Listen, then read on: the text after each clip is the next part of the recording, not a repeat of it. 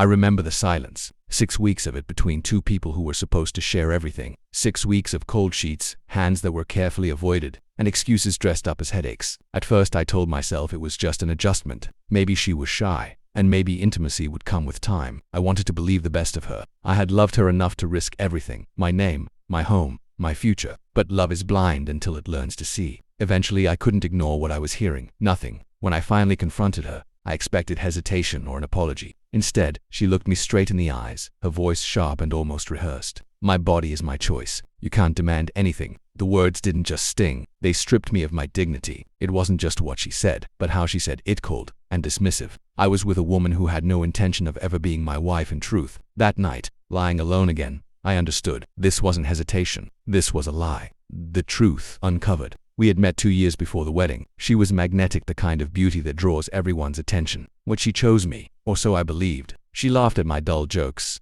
leaned in when I spoke, and made promises about a future we hadn't even earned yet. I thought I had one. I believed that among all her admirers, I had been the chosen one. Our families adored her. My friends envied me. She was perfect to perfect. Looking back, it wasn't love. It was a performance, and I was her stage. The betrayal wasn't a sudden shock, but a collection of clues, scattered like broken glass. A phone she guarded like a vault. A late-night whisper I wasn't meant to hear. Don't worry, he won't touch me. Not ever. The way she flinched. Not out of modesty, but out of disgust, when my hand brushed hers in public. Then came the most painful discovery. One night, while scrolling through my emails, I found an anonymous message. A stranger had sent me photos of her with another man, months before the wedding, sharing an intimacy she swore she wasn't ready to give me. The message was short and mocking.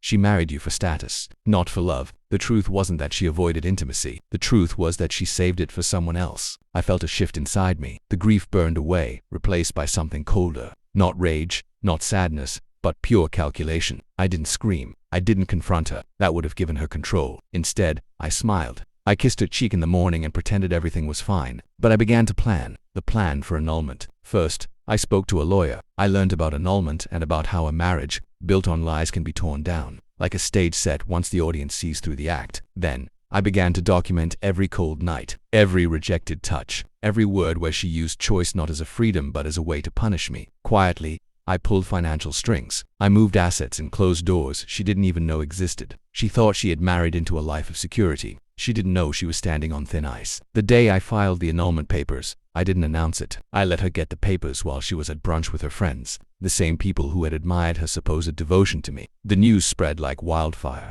I was seeking an annulment because she had refused intimacy. She stormed home, her face twisted, shrieking that I had humiliated her and was trying to control her. Marriage doesn't give you rights to my body, she yelled. I listened, calm and silent. Then, I handed her the folder of evidence, the late-night messages, the photographs, the testimonies. Her confidence cracked. She tried to deny it. Then she cried. Then she begged. But I had already built a wall between her pleas and my heart. The court hearings were even worse for her. Her lawyer argued about her choices and her freedom. My lawyer argued about fraud, deception, and betrayal. The evidence tipped the scales. The judge didn't see a woman defending her rights. He saw a con artist who married under false pretenses, using my family's name for status while refusing the very foundation of marriage. The annulment was granted swiftly, cleanly, and publicly. But that wasn't the part that shocked everyone. The real shock came when her lover was questioned under oath. During my investigation, my lawyer had traced the anonymous emails back to him. He thought he was safe in the shadows, but I dragged him into the light. In court, he admitted the truth. Their affair had never ended. They had planned everything. The marriage, the lies, the performance. She wanted the prestige of being my wife, and the protection of my family's name, while secretly staying with him.